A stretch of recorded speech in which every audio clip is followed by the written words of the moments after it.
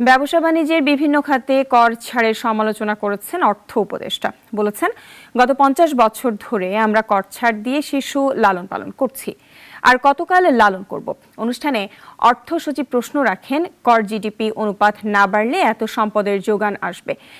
আর NBR chairman বললেন, করদাতাদের এনবিআরে আসতে হবে না, সে পদক্ষেপ নেওয়া হচ্ছে। পৃথিবীতে যেসব দেশের কর জিডিপি অনুপাত সবচেয়ে কম, বাংলাদেশ সেই তালিকায় অন্যতম। দেশে কর জিডিপি অনুপাত এখন 8%-এর নিচে। এই অনুপাত কম হওয়ার কারণ হলো বছরের পর বছর ধরে দিয়ে যাওয়া হচ্ছে কর অব্যাহতি। বিশ্বব্যাংকের এক প্রতিবেদনে বলা হয়েছে, মূল্য সংযোজন কর মূসক অবকাশ উন্মুক্ত না থাকলে আর সব ক্ষেত্রে নিয়মনীতি পরিপালন করে 15% হারে আদায় করা গেলে বছরে কয়েক লাখ কোটি টাকা রাজস্ব আসবে কেবল এই খাত থেকে। সকালে ভ্যাট দিবসের অনুষ্ঠানে যোগ দেন অর্থ উপদেষ্টা রাজস্ব ভবনে, যার আয়োজন করে এনবিআর। অনুষ্ঠানে উপদেষ্টা কর অব্যাহতির তীব্র সমালোচনা করেন, কথা বলেন রাজস্ব কর্মকর্তাদের মানসিকতা নিয়েও। তবে সম্প্রতি কয়েক বছর ধরে ভ্যাট ছাড়ের পরিমাণ কমাতে শুরু করেছে এনবিআর। আমরা 50 বছর যাবত বহু শিশুকে লালন করছি, এখনো মানে ট্যাক্স পেয়ার দিয়ে, ইনসেন্টিভ দিয়ে। আর কতকাল শিশুকে লালন করবো? আমি উদাহরণ দিলাম না, আপনারা অনেকে বুঝতে পারেন যেসব শিশু এখনো শিশুই রয়ে গেছে,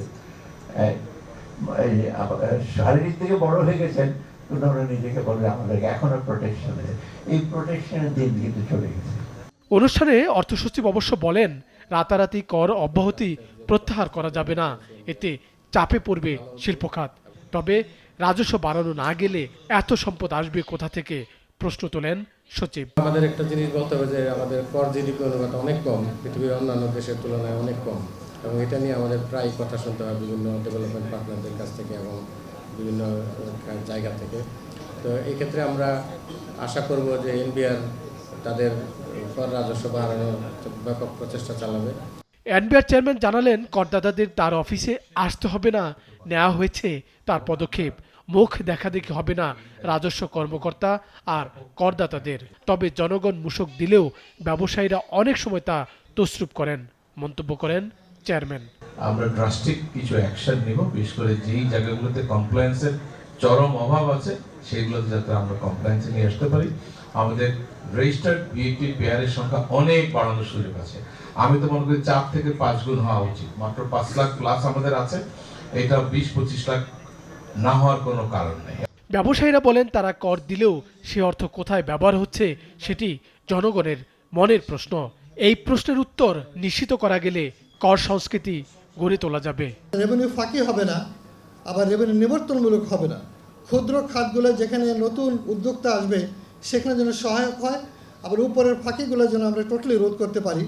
আমাদের ক্ষুদ্র বৃহৎ মাঝারি যারা ব্যাট প্রদানকারী, তাদের মনের মধ্যে একটা জিজ্ঞাসা আছে যে আমি যে ব্যাট দিচ্ছি, আমি যে কঠিন পরিশ্রম করে কষ্টার্জিত আমার যে টাকা দিচ্ছি, সেটা কি যথার্থভাবে সেটা ব্যয় হচ্ছে? জাতির উন্নয়ন কর্মকাণ্ডে সেটা কি যথার্থভাবে কাজে লাগছে, না এটার অপচয় হচ্ছে? 2026 সালে বাংলাদেশ স্বল্পোন্নত দেশের কাতার থেকে বেরিয়ে আসবে, যাকে বলা হয় এলডিসি উত্তরণ হবে। তাই কর অব্যাহতির এই সুযোগ থেকে বেরিয়ে আসতে হবে, প্রতিযোগিতামূলক করে গড়ে তুলতে হবে নিজেদের।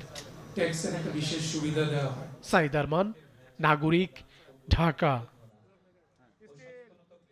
Double million offer Walton fridge কিনে পেতে পারেন 20 লক্ষ টাকা, রয়েছে কোটি কোটি টাকার নিশ্চিত উপহার।